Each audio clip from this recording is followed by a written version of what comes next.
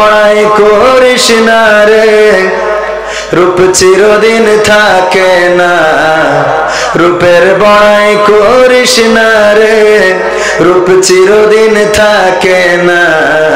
নিজের মুখটা দেখা একদিন হইবে রে তোর যন্ত্রণা। নিজের মুখটা দেখা একদিন হইবে তোমার যন্ত্রণা। রূপের বড়াই কইরো না ভাই, রূপ চিরদিন থাকে না। রূপের বড়াই কইরো না বোন, রূপ চিরদিন থাকে না। নিজের মুখটা দেখা একদিন হইবে তোমার যন্ত্রণা। নিজের মুখটা দেখা একদিন হইবে রে তোর যন্ত্রণা। সময় হইল বড় শিক্ষক, সব দিবে শিখাইয়া। সুখের জীবন থাকবে না রে, দেখবে না কেউ চাইয়া। সময় হইল বড় শিক্ষক, সব দিবে শিখাইয়া। সুখের জীবন থাকবে না রে, দেখবে না কেউ চাইয়া। মরার আগে মরবি রে তুই, জ্বালা সইতে পারবি না। মরার আগে মরবি রে তুই, জ্বালা সইতে পারবি না। নিজের মুখটা দেখা একদিন হইবে তোমার যন্ত্রণা। নিজের মুখটা দেখা একদিন হইবে রে তোর যন্ত্রণা। কিসের এত বড়াই তোমার, মাটির দেহ লইয়া। ময়রা দেখো পোকামাকড়, শেষ করবে সব খাইয়া। কিসের এত বড়াই তোমার, মাটির দেহ লইয়া। ময়রা দেখো পোকামাকড়, শেষ করবে সব খাইয়া। এই দুনিয়া ছাড়তে হবে, অহংকার আর কইরো না। এই দুনিয়া ছাড়তে হবে, অহংকার আর কইরো না। নিজের মুখটা দেখা একদিন হইবে তোমার যন্ত্রণা। নিজের মুখটা দেখা একদিন হইবে রে তোর যন্ত্রণা। রূপের বড়াই করিস না রে, রূপ চিরদিন থাকে না। ক্ষমতার বড়াই কইরো না ভাই, চেয়ার চিরদিন থাকে না। নিজের চেয়ার দেখা একদিন হইবে তোমার যন্ত্রণা। নিজের আসন দেখা একদিন হইবে রে তোর যন্ত্রণা। ঠিক না বেঠে? নিজের আসন দেখে যন্ত্রণা বাড়বে, এটা জীবনে আসেই আসে, আসবে আসবে। বলেন ঠিক বললাম না বেঠিক বললাম? নির্বাচন হবে, কিন্তু ইতিপূর্বে যারা নির্বাচনে অন্যদেরকে অংশ নিতে দেয় নাই, এখন তারা আবার নির্বাচনে অংশ নিতে পারবে না। ঠিক না বেঠিক? নির্বাচন কমিশন, নির্বাচন কমিশনার আছে, নির্বাচন কমিশনও আছে, কিন্তু ওই আসনে যারা ছিল তারা কি আছে? না, তারা নাই। নতুন বাগানে নতুন কলি, নতুন ফুল ফুটেছে। এই ফুলের সৌরভ যদি ভালো হয়, তাইলে বাংলাদেশের মানুষ অ্যাকসেপ্ট করে নিবে। কিন্তু যদি এই ফুলগুলো দুর্গন্ধ ছড়ায়, তাইলে বাংলাদেশের মানুষ তাদেরকেও ঘাড় ধরে বের করে দেবে। বলেন ঠিক কিনা? ঠিক না বেঠে? এই জন্য ক্ষমতার বড়াই করা যাবে না, চেয়ারের বড়াই করা যাবে না, রূপের বড়াই করা যাবে না, যৌবনের বড়াই করা যাবে না, সৌন্দর্যের বড়াই করা যাবে না। যে চোখ আলা আর একজনের চোখ নাই, চোখ আছে বলে অহংকার করা যাবে না। আল্লাহ চাইলে তোমার চোখের দৃষ্টি শক্তি কেড়ে নিতে পারে না? পারে না? যার কান আছে আর একজন কালা, এটা নিয়ে উপহাস করা যাবে না, কারণ আল্লাহ চাইলে তোমার কানের শ্রবণ শক্তি নষ্ট করে দিতে পারে। যার যৌবন আছে, বৃদ্ধ মানুষ দেখে দুর্বল মনে করা যাবে না, কারণ আল্লাহ চাইলে যৌবন কালেও তোমার প্যারালাইজ দিয়ে ফেলে রাখতে পারি। ঠিক না বেঠে? এই জন্য অবহেলা করা যাবে না, ছোট বলে অবহেলা করো না। ওই যে ইঁদুরকে ধরে ফেললো সিংহ, মনে আছে না নাই? ইঁদুরকে সিংহ ধরে ফেললো, কারণ কি? কারণ সিংহের ঘুম নষ্ট করে দিয়েছে, ঘুম পড়তে পারে না, যেই ঘুমাই ইঁদুর ঘাড়ের উপরে উঠে লাফালাফি করে, কানের মধ্যে ঢুকে গেল। সিংহ তাড়াতাড়ি করে তারে আটকালো। ইঁদুর বলল, আমারে ক্ষমা করে দাও, ভুল হয়েছে। কয়, আমার ঘুমের ডিস্টার্ব করেছিস, তুই জানিস নাকি আমি এই বনের রাজা? আমার ক্ষমতার পাওয়ার কত জানো নাকি? 17 বছর ধরে ক্ষমতা ধরে আছি, তুমি আমার ঘুম নষ্ট করো, এত বড় দুঃসাহস তোমারে কে দিল? এই কথা যখন বলল, ইঁদুর বলল, দেখো ছোট হইতে পারি, যদি ক্ষমা করে দাও কোনো একদিন উপকারে এসে যেতে পারি। কয়, ইঁদুর তুই আবার আমারে কি উপকার করবি? কইল, ছেড়ে দিয়ে দেখো, যদি কোনোদিন সুযোগ পায়, সুযোগ যদি কোনোদিন আসে, অবশ্যই তোমার উপকার করে পরিশোধ করে দেব। সিংহ চিন্তা করলো, ঠিক আছে তাইলে দিলাম, ছেড়ে দেখা যাক। শিকারী জাল পাতলো, ফাঁদ পাতলো সিংহকে ধরার জন্য, সিংহকে আটকালো জালে। সিংহ চিৎকার চেঁচামেচি শুরু করে দিল, বাঁচাও বাঁচাও, কে আছো আমার জন্য একটু হেলিকপ্টার পাঠাও, একটু কোনোভাবে যদি যাইতে পারি। এই যখন বাঁচাও বাঁচাও শুরু করে দিল, ইঁদুর দৌড়ে চলে আসলো। আসার পরে কুটকুট কুটকুট কুটকুট কুটকুট করে জালটা কেটে দিল।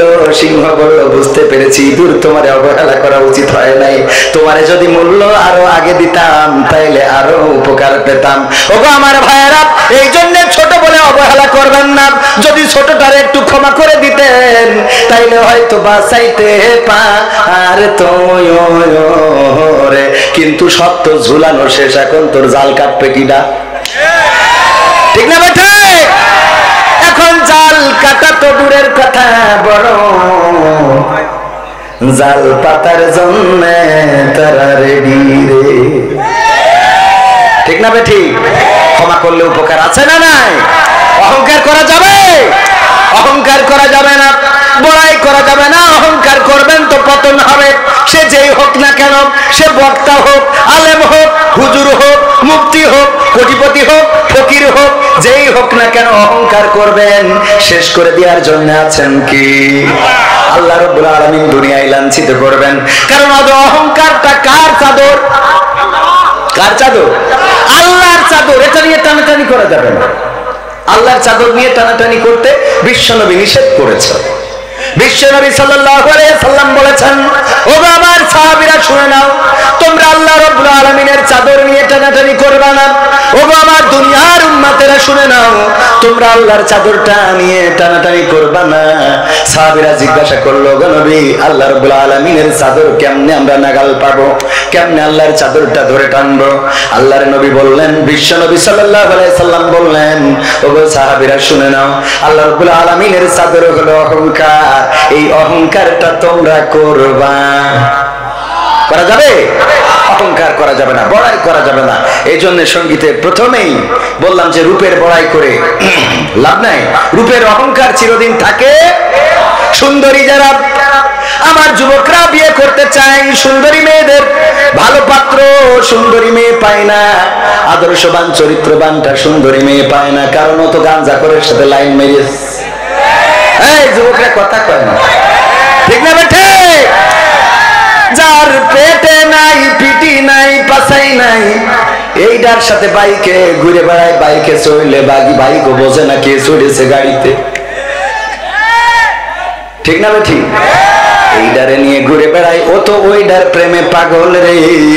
আর ভালো আদর্শবান যুবক, চরিত্রবান, নামাজি, দাড়িওয়ালা, টুপিওয়ালা, এইটা ভালো বউ পায় না। খুঁজে খুঁজে ভাঙা চুরো কালা কুদুরে যদি থাকে, ওইটা ঘরে আনা লাগে। ওইটারে যখন যত্ন করে, আর ওই ফেন্সি করে বউ চিন্তা করে কি ভুল করলাম। ঠিক না বেঠি? এবার হুজুরের কাছে চিরকুট দেয়, হুজুর আপনার ওয়াজ ভালো লাগে, আন্নারে আই বিয়ে করতাম চাই। এরকম আছে না নাই? হুজুরদের বউ কম না বেশি? বিয়ের পরে টের পাই যে হুজুরের দরকার আছে না নাই। কারণ হুজুর সব জানে, বোর অধিকার কি সেটা জানে, বোর দায়িত্ব কি সেটা জানে, বোর জন্য কি করতে হবে সেটা জানে। আর ও যারে বিয়ে করেছে, ও তো দোয়াটাও জানে না। কে দোয়া? যা দোয়া হয় হোক। ঠিক বলছে না? ঠিক বলছি? সত্য না মিথ্যা? এই জন্য বড়াই করা যাবে না। মা বোনেরা চেহারার বড়াই করবেন না, সৌন্দর্যের বড়াই করবেন না। আপনার রূপ দিয়েছেন কে? আল্লাহ রাব্বুল আলামিন এই রূপের মধ্যে পোকা ফেলেও দিতে পারে না, পারে না। আপনার রূপ সৌন্দর্য দিয়েছে, চেহারা দিয়েছে, ওই শরীরের মধ্যে যদি আল্লাহ একটা রোগ ঢুকিয়ে দেন, ওই চেহারা কোনো কাজে আসবে না, ওই সৌন্দর্য কোনো কাজে আসবে না। এই জন্য রূপের ঝলকানি দেখানোর দরকার নাই। টিকটকে ঘুরে ঘুরে বোরকা পরে ভিডিও করে, নিজেদের বিভিন্ন স্পর্শকাতর জায়গাগুলো দেখায় ভিডিও করে। চেহারাবান যারা টিকটক করে তারা আছে না নাই? এই অঞ্চলে নাই? চোখ আছে? আছে আছে। ওরে বাবা, টিকটক করে গদ খালি চলে যায়, ঘুরে ঘুরে টিকটক, ক্যামেরা ঘুরে না, ওরা ঘুরে আল্লাহ জানে। এত সুন্দর করে টিকটক করে কেড়ে ছেড়ে দেয়। আর আমার যুবকেরা টিকটকের সাথে চৌগাছার মেয়ে, সিরাজগঞ্জের ছেলে, আরে চলে গেল। তারপরে এখন ওখানেও বেল নাই, গ্রামেও বেল নাই, মাঝখানে চলে যায় ঢাকা গার্মেন্টসে। বলেন ঠিক কিনা? আছে না নাই? এইগুলো থেকে দূরে থাকতে হবে মা বোনেরা আমার। আল্লাহ বলেছেন ওয়াকারনা ফি বুয়ুতিকুন্না ওয়ালা তাবাররাজনা তাবাররুজাল জাহিলিয়াতিল উলা। ও নারীরা পর্দার মধ্যে থাকো, জাহিলি যুগের মেয়েদের মতো সাজুগুজু করে নিজেদেরকে প্রদর্শন করে বেড়ায়ও না। আর আমার মা বোনেরা সাজুগুজু এত করা করে রে, আলকাতরা বেগম পরিমণি হয়ে বসে থাকে। বলেন সুবহানাল্লাহ। ও নাউজুবিল্লাহ হবে। মেলা রাত হয়ে গেছে, এই জন্য আমার একটু উল্টো পাল্টা হয়ে যাচ্ছে। ঠিক বললাম না? ঠিক বললাম? এই সাজুগুজু করে চলে যায়। আল্লাহ বিয়ের আগে যখন দেখতে আসে দেখলো কি, বাসর রাতেও দেখলো কি, দেখার পরে সকালবেলা গোসল শেষে দেখে আমি পারি না, আর পারি না, আমি কেন মরি না, আজরাইল কি চিনে না আমারে গো, আমি পারি না, আর পারি না। বলে না? বলে না? কারণ আগে দেখিল কি, বাসর রাতে দেখলো কি, একেবারে সব খায়। আহারে কি দেখলাম রাতে, কি দেখলাম সকালে। গোসলের পরে মেকআপ সব ধুয়ে চলে গেল, আবার আলকাতরা বেগম জায়গায় চলে আসলো রে। এত চেহারা দেখাবার এখন অনলাইনে তো ইয়ে মারা যায়, কি মারা যায়, ফিল্টার কি মারা যায়। মাঝে মাঝে আমারই দেখি কয় হুজুর আপনার তো অনলাইনে দেখি আপনি পরিষ্কার, ভালো ফেস, খুব সুন্দর লাগে, এটা স্মার্ট সুদর্শন, কিন্তু আপনি তো আসলে মালটা এত সুন্দর না। আমি কই বাবা ওইটা তো ফিল্টার মারা, এই জন্য ওইটা দেখি অনেকে পছন্দও করি বসে। কি করবো কন, ওই যে ক্যামেরাম্যানরা আছে, ইউটিউবাররা, ওরা এমন কায়দা করে ফিল্টার মারবে, ওই দেখিতে পরিমণি পর্যন্ত পাগল হয়ে যায় যে এরকম একটা হুজুর যদি জীবনে হইতো। যদিও পরিমণির অনেক সৎ স্বামী আছে। কি স্বামী আছে? আছে না নাই?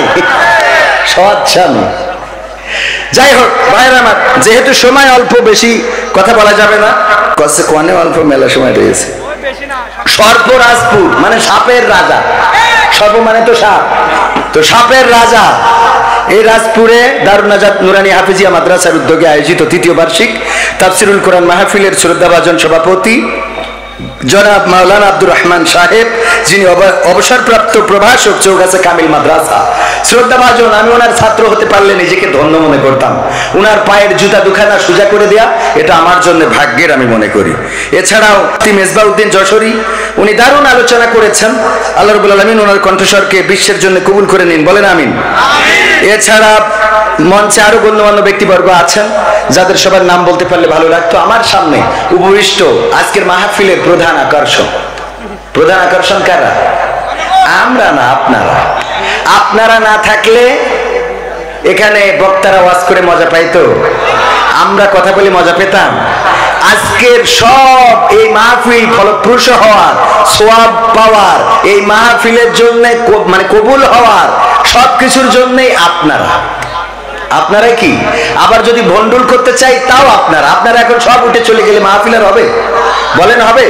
তার মানে আপনারাই আজকের মাহফিলের প্রধান আকর্ষণ। এই জন্য আমি প্রায়ই বলি যে মাহফিলের শ্রোতাদেরকে আসলে স্টেজে বসতে দেওয়া উচিত।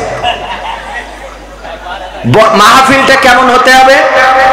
স্টেডিয়াম করে না, স্টেডিয়ামের মতো হবে, সিঁড়ি পূর্ণ, চৌগাছায় একটা থাকবে, মনে করেন বক্তার একটা গোল চেয়ার দিয়ে দিতে হবে, মাঝখানে বসবে নিচে, আর শ্রোতারা সব ধাপে ধাপে সিঁড়িতে উপরে বসবে, বক্তা থাকবে নিচে, ঘুরে ঘুরে ওয়াজ করবে। কারণ এই বক্তা তো এখানে মাগনা আসে নাই। কি টাকা আগে পথ খরচ, গাড়ির তেল কিনা, পানি ভরা, ড্রাইভারের টাকা সব পাঠাইছে।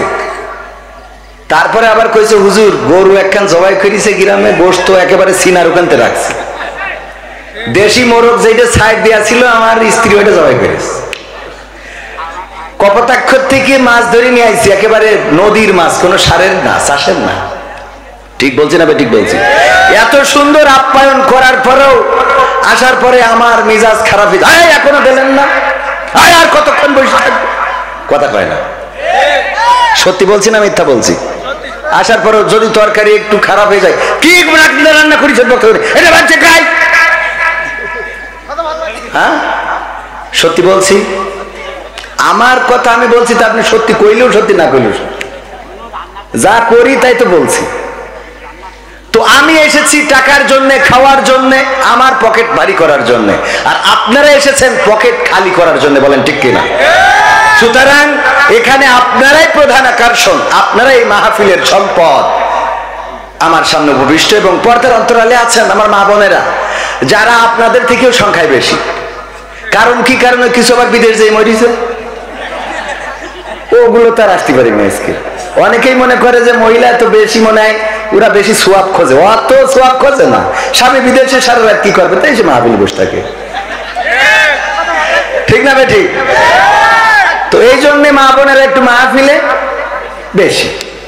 তো আমার মা বোনেরা আছেন পর্দার অন্তরালে, আর বিশেষ করে যুব শ্রেণী যারা, যুব সমাজ আমার প্রাণ, আমার চলার অনুপ্রেরণা। এই যুবকেরাই আমাকে অনুপ্রাণিত করে। যখন কোনো যুবক দৌড়ে এসে বলে হুজুর আপনার নাটক, আপনার গান, আপনার সঙ্গীত, আপনার আলোচনা এগুলো আমাদেরকে মুগ্ধ করে, আমরা এগুলো দেখি, শুনি, ভালো লাগে যে অন্তত এই যুবক সালমান শাহ, শাকিব খান, শাহরুখ খান এদের কাছে যায় নাই, অন্তত একজন দাড়িওয়ালা টুপিওয়ালার কাছে এসেছে। এটা ভালো লাগার কিনা? এটা ভালো লাগার কিনা? এই জন্য যুবকদেরকে আমি সবসময় হৃদয় দিয়ে ভালোবাসি, এবং রাসূল সাল্লাল্লাহু আলাইহি ওয়াসাল্লাম যুবকদেরকে বেশি মহব্বত করতেন। যদি কোনো যুবক, আল্লাহর নবী যদি কথা বলতেন, আলোচনা করতেন, আর সেখানে যদি কোনো যুবক এসে দাঁড়িয়ে যেত, বসার মতো যদি কোনো পাটির ব্যবস্থা না থাকতো, বিশ্ব নবী সাল্লাল্লাহু আলাইহি সাল্লাম নিজের গায়ের চাদরটা খুলে ছেড়ে দিতেন, ও যুবক নাও, আর এই চাদরটা বিছিয়ে ওই জায়গায় বসে পড়ো, বলেন আল্লাহু আকবার। যুবকদেরকে এতটাই মহব্বত করতেন, নামাজের সামনের কাতারে দাঁড়াতে দিতেন। আর আমাদের সমাজের যুবকদেরকে যদি কোনো মুরব্বী আসে, যুবকদের বলা হয় পিছনে যাও, বলেন ঠিক না ঠিক? যুবকদেরকে পিছনে যেতে বলা হয়, আর রাসূল সাল্লাল্লাহু আলাইহি সাল্লাম যুবকদেরকে সামনে এগিয়ে দিতেন। শুধু তাই নয়, আপনারা সবাই জানেন আল্লাহর নবী যখন দিন প্রচার করেছে, তখন বাধা দিয়েছে বৃদ্ধরা, আর সহযোগিতা করেছে যুবকেরা, বলেন ঠিক কিনা? ঠিক না বেটে? আল্লাহর রাসূল যখন দ্বীনের দাওয়াত দিয়েছেন, দাওয়াত কবুল করেছেন আবু বকর রাদিয়াল্লাহু তাআলা আনহু, রাসূলের সমবয়সী। দাওয়াত কবুল করেছেন আলী, 8 বছর বয়স, মতান্তরে 12 বছর বয়স। দাওয়াত কবুল করেছেন বেলাল, খাব্বাব, খুবাইব রাদিয়াল্লাহু তাআলা আনহু। সব যুবক, ইয়াং শ্রেণীর মানুষ। আর যারা বাধা দিয়েছে তারা ছিল আবু জাহেল, আবু লাহাব, উতবা, শাইবা, মুগীরা, আবু সুফিয়ান, সব বাবার বয়সী চাচারা, দাদারা, এরা বাধা দিয়েছে। আর যারা যুবক শ্রেণী ছিল তারা সহযোগিতা করেছে, বলেন সুবহানাল্লাহ। যুবকরা সহযোগিতা করেছে আর বাধা দিয়েছে বৃদ্ধরা।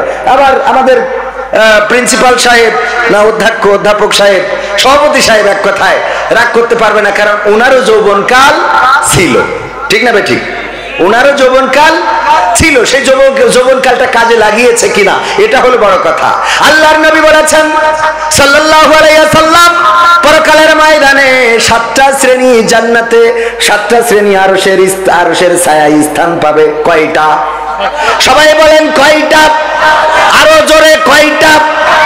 মিছিল তো হবে না, হবে না রে, এমন নাচতে বললে হবে না, স্লোগান জোর হওয়ার দরকার আছে না নাই? আরশের ছায়া তলায় স্থান পাবে কয়টা শ্রেণী? কয়টা? জোরে বলেন কয়টা? জোর হলো না, কয়টা? 7টা শ্রেণী স্থান পাবে।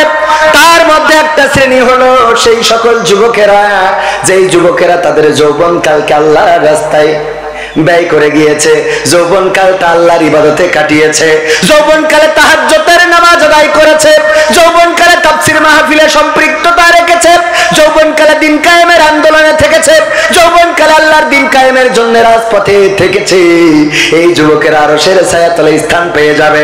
সুতরাং যুবক যারা আছো গো, আল্লাহর দেওয়া অফারটারে গ্রহণ করে নাও। গ্রহণ করার দরকার আছে না নাই? আল্লাহ অফার দিয়েছেন, কেমন অফার? বিশ্বনবী সাল্লাল্লাহু আলাইহি ওয়াসাল্লাম বলছেন, ওগো যুবকেরা শুনে নাও, যদি যৌবনকালে কেউ একটা সওয়াব করে, বৃদ্ধকালে 70টা সওয়াব করলে যেমন হতো, যৌবনকালে একটা সওয়াব করলে তেমন হয়ে যায়। বলেন সুবহানাল্লাহ। বৃদ্ধকালে 70টা সওয়াবের কাজ করলে যেমন হতো, যৌবনকালে একটা করলে সেই সওয়াব। আর যদি কেউ বৃদ্ধকালে একটা গুনাহ করে, যৌবনকালে 70টা গুনাহ করলে যেমন গুনাহ হয়, বৃদ্ধকালে একটা গুনাহ করলে তেমন গুনাহ হয়ে যায়। বলেন নাউজুবিল্লাহ। বৃদ্ধকালে যদি আপনি 1 ওয়াক্ত নামাজ কাজা করেন, যৌবনকালে 70 ওয়াক্ত নামাজ কাজার মতো। আর যৌবনকালে যদি 1 ওয়াক্ত নামাজ আদায় করেন, বৃদ্ধকালে 70 ওয়াক্ত নামাজ করার সমান, আদায় করার সমান। বলেন সুবহানাল্লাহ। এই অফার কাজে লাগানোর দরকার আছে না নাই? আমার প্রাণপ্রিয় যুবকেরা, আমি বিশ্বাস করি আমার যুবকেরা পরিবর্তন হবেই, পরিবর্তন হতেই হবে, কারণ পরিবর্তনের বাতাস চলছে। বলেন ঠিক কিনা? পরিবর্তনের বাতাস চলছে। এখন বাংলাদেশের মানুষ স্লোগান দেওয়া ধরেছে, সব কিছু দেখা শেষ, আগামীর বাংলাদেশ আল কোরআনের বাংলাদেশ। বলেন ঠিক কিনা? সব দলেরই দেখা হলো, সব দলেরই দেখা হলো, কেমন করে চালায় দেশ, আগামীতে চাই যে দেখতে দাড়ি টুপির বাংলাদেশ। ঠিক না বেঠে? সব দলেরই দেখা হলো, সব দলেরই দেখা হলো, কেমন করে চালায় দেশ, আগামীতে চাই যে দেখতে দাড়ি টুপির বাংলাদেশ, আগামীতে চাই যে দেখতে দাড়ি টুপির বাংলাদেশ, আগামীতে চাই যে দেখতে দাড়ি টুপির বাংলাদেশ, আগামীতে চাই যে দেখতে আল কোরআনের বাংলাদেশ। এমন নেতা চাই যে দেশে দুঃখ সবার বোঝে, গরিব দুঃখীর বাড়ি বাড়ি দুঃখ কষ্ট খোঁজে রে, দুঃখ কষ্ট খোঁজে। এমন নেতা চাই যে দেশে দুঃখ সবার বোঝে, গরিব দুঃখীর বাড়ি বাড়ি দুঃখ কষ্ট খোঁজে রে, দুঃখ কষ্ট খোঁজে।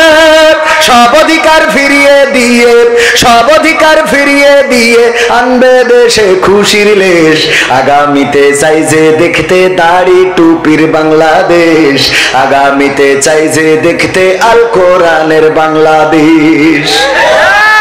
ভ্রান্ত মতে বাতিল পথে শান্তি খোঁজে যারা, রবের ভাষায় চোখ থাকিতে অন্ধ বধির তারা রে, অন্ধ বধির তারা।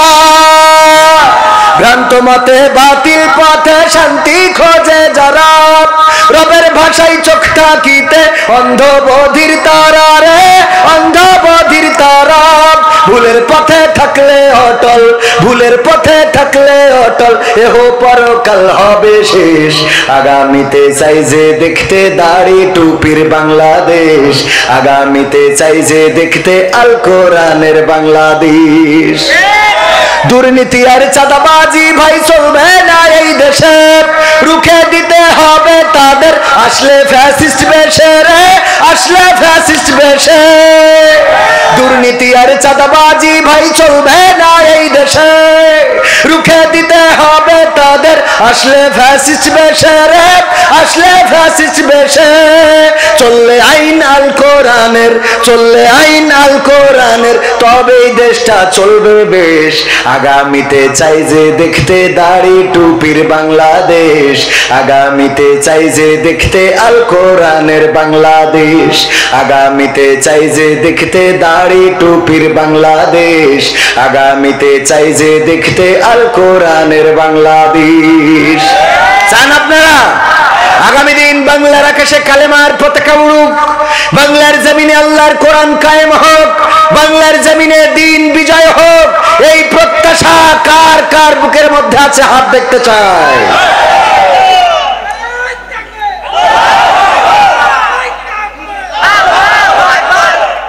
সম্মানিত ভাইয়েরা, সত্যি যদি দিনের বিজয় চান, বিজয় দিবেন কে? সংখ্যার দরকার উপরে, আল্লাহর উপরে এবং তার রাসূলের উপরে। এই ঈমান থাকার কারণে বদরে 313 জন বিজয় ছিনিয়ে এনেছিলেন। এখন যদি আমরা শপথ নিই, জীবন যাই যাবে, রক্ত যাই যাবে, বাংলার জমিনে আল্লাহর জমিনে আল্লাহর দ্বীন কায়েম করে দেব, এই সিদ্ধান্ত নিয়ে কায়েম করে দিবেন কে? মনের পরিবর্তন কে ঘটাতে পারেন? আল্লাহ রাব্বুল আলামিন কেমন করে মনের পরিবর্তন ঘটান?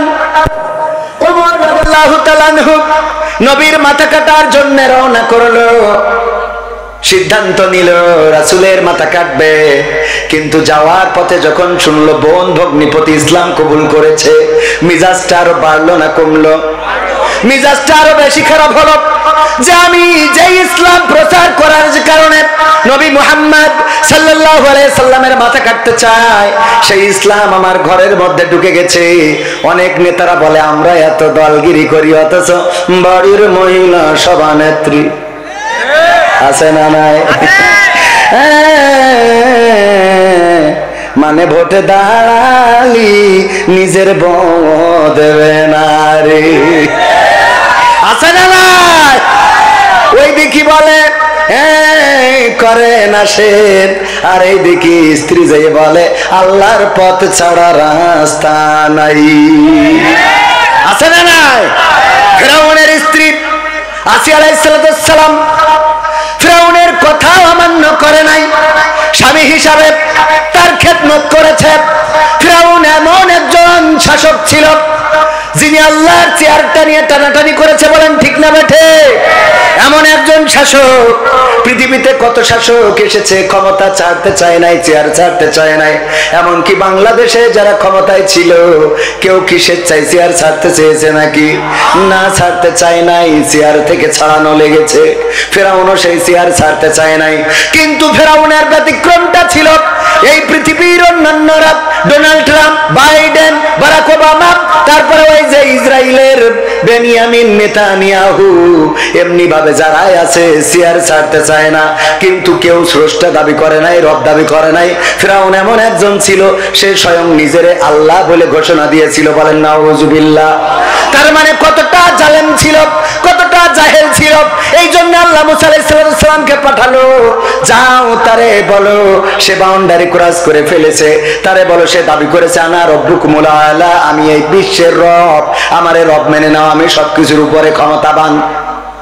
যাও তারে থামাও, তারে কন্ট্রোল করো। এই ফিরআউন যার জন্য নবী পাঠানো লেগেছে, শুধু একজন না দুইজন নবী একসাথে পাঠাইছে। মুসা আলাইহিস সালাম বলল, ওগো আল্লাহ, তুমি তো আমার ফিরআউনের কাছে পাঠাচ্ছাও, কিন্তু আমার তো কণ্ঠ ভালো না, আমি ভালো করে কথা বলতে পারি না, আমার একটু জড়তা আছে। ছোটবেলায় আগুন খেয়ে ফেলেছিলেন কে? মনে আছে আপনাদের? কেমন করে খাইছিল? মুসা আলাইহিস সালামকে লালন পালন করলো ফিরআউন। যেদিন কোলে নিয়েছে ছোট্ট তুলতুলে একটা বাচ্চা, এত সুন্দর দেখে মনে চাইলো একটু কোলে নিতে, কোলে নিয়েছে, থাপ্পড় একটা কষে দিয়েছে, ফিরআউন পড়ে গেছে, মাথা ঘুরে বলছে আমি বলিলাম এইডা সেইডা, এই সেই লোক কে হবে? চলবে? আমি বলেছিলাম এই সেই লোক। ও আসিয়া, তুমি তো শুনলে না, তোমার অনুরোধের কারণে আমি এই বাচ্চাটারে আশ্রয় দিয়েছি, আর আজকে এই বাচ্চা আমারে থাপ্পড় দিল। তার মানে প্রমাণ হয়ে গেল এই সেই অগ্নিকুণ্ড যে আমার রাজপ্রাসাদটা জ্বালিয়ে দেবে, আমি যা স্বপ্নে দেখেছি।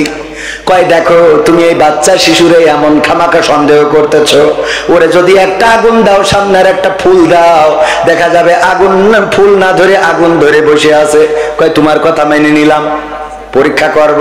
ফিরআউন একবার কম বাদ তারা ছিল না, মিশরের তো একটু ঘাট তারা। পরীক্ষা করব, দেখি কি করে। আগুন রেখা হলো, ফুল রেখা হলো, আর বাচ্চা শিশুটারে ছেড়ে দেওয়া হলো। মুসা আলাইহিস সালাম ছুটতেছেন, ফিরআউন খালি হাতটা ঘুরাই দেয় ফুলের দিকে যেন ফুলটা ধরে, কিন্তু না, ফুল ধরলো না। অমনি খপান করে আগুনটা ধরে গালের মধ্যে ভরে দিয়েছে। যাক, সে যাত্রায় আসিয়া বলছে আল্লাহ বাঁচাই দিছা, আলহামদুলিল্লাহ, তা না হলে আজকে কি উপায় হয়ে যেত। এই ছিল আসিয়া। আর আমাদের বউরা চিন্তা করে, হঠাৎ ফোনে কথা বলছিল, বলতে বলতে হঠাৎ হ্যাঁ কতদিন হলো তুমি একটু ভিডিও কল দিবা দেখতাম, হ্যাঁ একটু ভিডিও কল দাও, হ্যাঁ হ্যাঁ হ্যাঁ। হঠাৎ স্বামী বাড়ি, আচ্ছা তুই তাহলে এসছে না ভাই, এসি ভাই দেখান ভাই তোর জন্য তুই কয়দিন হইলে আসিস নে। ও বাবা, সাথে সাথে ভলিউম চেঞ্জ ছিল, স্টার জলসায় ও বিটিভিতে দিয়ে দিয়েছে। ঠিক না ঠিক? একদম সাথে সাথে স্টার জলসা বিটিভিতে দাঁড়াই দিয়ে দিয়ে কার সাথে কথা বলছে, কেন তোমার আমার সে চাচাইতো ভাই তোমার শালা যা বিড়ি খাই দেয় তুমি গেলি যে বিড়ি খাই দেয়, ও হ্যাঁ ও তো ঠিক আছে। এবার মনে মনে কয় আল্লাহ এ যাত্রায় বাঁচাই দিছাও। আসিয়াও এক যাত্রায় বেশি গেছে আর এরাও আর এক যাত্রায় বাঁচে, কথা কয় না, পার্থক্যটা এই জায়গায়। ওরাও এক যাত্রায় বাসে আর এরাও এক যাত্রায় বাসে, যে যাক ধরা তো খেয়েই গেলাম। যদি ভিডিও কল মারতো আর আমার স্বামী পিছন তো এসে যদি দেখতো মরছে কি ডাইডা, তাইলে তো খেলা ফাইনাল রে। ওরাও বেঁচে যায়, আল্লাহ বাঁচাইছো। আমার স্বামী বুঝতেও পারে নাই, ধরতেও পারে নাই। আসিয়া আলাইহিস সালাম বললেন আল্লাহ বাঁচাই দিলেন, তুমি বাঁচাইছো যে আজকে মুসা আগুনটা ধরেছে, যদি আগুন না ধরতো তাইলে আমার মুসারে আজকে ফেরাউন জীবন্ত মেরে ফেলতো, জীবন্ত কবর দিত অথবা আগুনে ঝলসে দিত, পৃথিবী থেকে নিশ্চিহ্ন করে দিত। মুসা আলাইহিস সালামের এই জন্য জিহ্বায় একটু জড়তা ছিল। মুসা আলাইহিস সালাম বললেন, ওগো আল্লাহ তুমি আমারে ফেরাউনের কাছে পাঠাচ্ছাও, আমি তারে যে বুঝাবো, কিন্তু আমার তো কণ্ঠস্বরের অবস্থা, আমার কথা বলার জড়তা আছে। তুমি যদি আমার ভাই হারুন, তার কণ্ঠ ভালো, কথাও বলে সুন্দর করে, বক্তা মানুষ, যদি তুমি তারে আমার সাথে নবী করে দিতে তাইলে একটু ভালো হতো, দুই ভাই যেয়ে তারে একটু বুঝাতাম। আল্লাহ রাব্বুল আলামিন দোয়া কবুল করেছে না করে নাই? ভাই হারুনকেও নবী বানালেন এবং বললেন এইবার দুই ভাই যাও। তার এক ফিরাউনের ঠিক করার জন্য দুটো নবী পাঠাইছে। চিন্তা করা যায় যে কত বড় বেতাড়া। আর মুসা আলাইহিস সালামের উম্মতরাও ছিল বেতাড়া, এগের যাই করবে বসে বসে খায় মান্নার সালোয়া। মান্না সালোয়া কোথা থেকে আসে? জান্নাত থেকে, পার পরে ঠ্যাং তুলে খায়, তাও আরাম হয় না। মুসার কয় একই খাদ্য ভাল লাগে না, একটু পাল্টে মাল্টে দিত খাও, না হলে আমরা আমাদের মতো করি খাবো। কত বড় শয়তান, বলছে হয় পাল্টাই দাও, আর তা না হলে আমাদের মতো আমরা চাষ করবো গরু দিয়ে, ও পেঁয়াজ রসুন লাগাবো, সমস্যা নেই। ঠিক বলছি তো হুজুর? হ্যাঁ, কত বড়। আল্লাহ বলছে মুসা ওরা তো আমার সিজদা দিতে চাই না, তো একটা গেট বানাও। কি গেট? গেট বানাও এমন, ওই যে আমরা যেমন গুলাই ঢুকি আগে ঠ্যাং ঢুকাতে হয়, হ্যাঁ, তো ওইভাবে যেন ওরা মানে এমন করবা যাতে মাথা ঢুকানো লাগে, এমন কায়দা করি বানাও। তো ওরা ওই ফেরাউনের মুসা আলাইহিস সালামের ওই বেতাড়া উম্মতরা ওরা বলতেছে আমাদের এত পাগল পাওনি যা মাথা ঢুকাবে, ওই যে গুলাই যেভাবে পা আগে ঢুকায়, ওরা আগে পা ঢুকাই তারপর ঢুকে সিজদা হয়ে যাবে, ও হতে দেবো না। চিন্তা করা যায়। এই ফেরাউনের কথা কেন আনলাম? যাকে ঠিক করার জন্য দুইজন নবী লেগে থাকলেন, মুজিজা দেখালেন, তারপরেও ঠিক হলো না, এমনকি মৃত্যুর আগ পর্যন্ত ঠিক হলো না। দেখেন ওই যে নদীর কিনারায় পৌঁছে গেল, পৌঁছে যাওয়ার পরে যখন মুসা আলাইহিস সালাম বাড়ি দিলেন, রাস্তা হলো কড়া, 12টা রাস্তা হয়ে গেল। এইটা দেখার পরে ওর মনের মধ্যে দাগ কাটে নাই, ওর মনের মধ্যে এটা হয় নাই যে মুসার এই রাস্তায় যদি হাঁটি পানি আবার একাকার হয়ে যেতে পারে না, পারে না। ওর মনের মধ্যে এতটুকু ভয় হয় নাই। তার মানে কত বড় জালেম, চিন্তা করা যায়। আরে শেখ হাসিনা তো জালেম, তাও হেলিকপ্টারে করে চলে গেছে, যদি বর্ডার দিয়ে বেনাপোলতে গাড়িতে যায় হঠাৎ পাংচার হলো তো সমস্যা, ঠিক না বে ঠিক? তার সেই ঠাস করে উঠে ঠাস করে নামবো, কথা কয় না। আমরা যে জালেম বলি এ জালেম অনেক ভালো, আপনারা মনে করেন অনেক ভালো, অনেক ভালো, ঠিক না বে ঠিক? কিন্তু এইটা এত বড় জালেম যে আল্লাহ রাস্তা করে দিলে বলছে আমার আব্বা বানাইলো, ওর মধ্যে ঢুকে সুবানি খেয়েছে না খায় নাই? এই জালেমের সংসার করেছে আসিয়া আলাইহিস সালাম।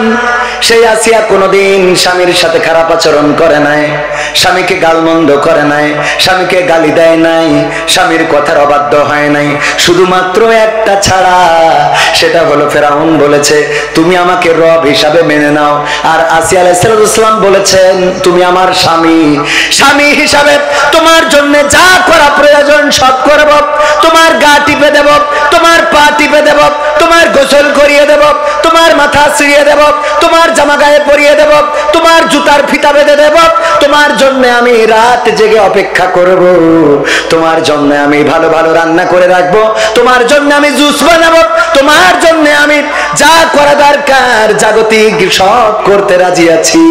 কিন্তু রব হিসাবে মেনে নিয়েছি কাকে? আল্লাহকে রব মেনেছি, সেটার সাথে কোনো আপোষ চলবে না। ওগো ফেরাউন, ওগো ফেরাউন, আমি তোমার মেনে নিলাম, আমি তোমার সব কিছু মেনে নিলাম, শুধুমাত্র একটি মাত্র কথা ছাড়া।